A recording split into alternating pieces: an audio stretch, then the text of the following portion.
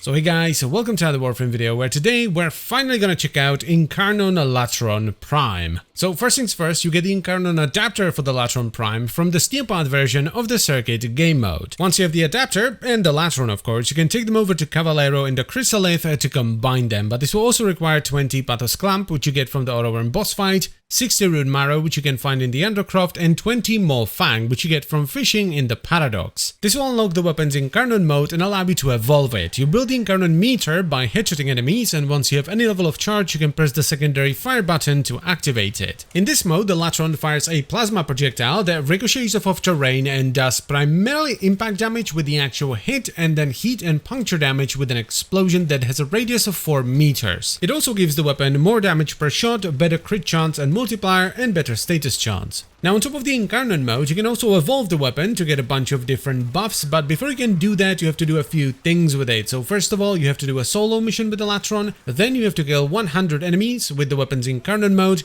and finally you have to kill 30 enemies that are at least 40 meters away from you. The evolution choices here are actually quite cool. The first one has you choose between Riddled Target, which gives you a bit of extra flat damage, and then stacking Multi-Shot on Puncture procs, and Swift Punishment, which once again gives you a little bit of extra flat damage, but then if your sprint speed is 1.2 or higher, you get extra damage per status type affecting the enemy. The second choice is between Marksman's Hand for some negative recoil, Extended Volley for a bigger magazine, and Marksman's Focus for negative zoom. And last but definitely not least, we have a choice between Flensing Spikes, which reduces the enemy armor by 20% per puncture proc, which is actually very cool since the Latron does primarily puncture damage, Deadhead for a ton of extra headshot damage, and Critical Parallel for a ridiculous amount of extra crit. The setup I ended up running in the end has Riddled Target for the stacking multi-shot on puncture procs, followed by Extended Volley for the extra magazine, and I topped it off with Critical Parallel for the extra crit. But the evolutions very much depend on what the rest of your kit looks like and what you want to do with it. If for example you're fighting high-end Grenier and you don't have Armor Strip,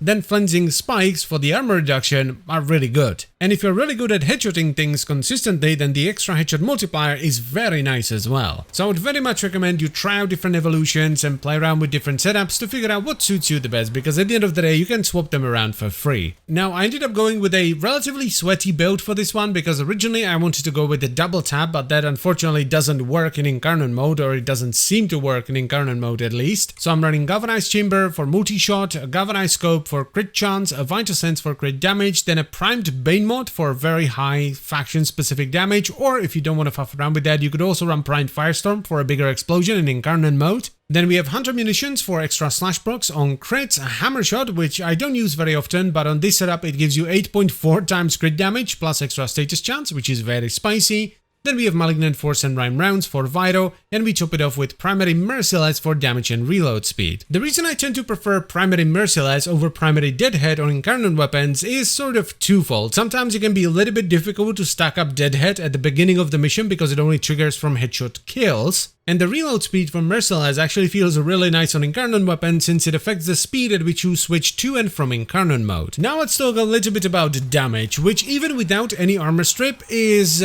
spicy to say the least. It's basically just a mountain of red crits thanks to all the stacking multi-shot that leaves behind a ton of very powerful slash and heat procs. The Incarnon Latron feels absolutely fantastic. It's definitely one of my favorites and I would highly recommend it. It feels great, the damage is awesome, the Incarnon uptime is absolutely fantastic, like 1 or 2 headshots and your Incarnon meter is full and you can go again, so you spend almost no time outside of Incarnon mode, which is always fun. And you also have options in how you want to use it. If you wanted to do big crits, it's gonna do big crits. If you wanted to strip armor, it's gonna strip armor. If you wanted to do big headshot damage, it's gonna do big headshot damage. So yeah, I would definitely recommend you pick this one up. It's awesome. And that's pretty much it for the video, so I thank you very much for watching. As always guys, hope you've enjoyed the video and found it helpful. If you'd like to support the channel, you can check out the memberships down below, pluggo, etc.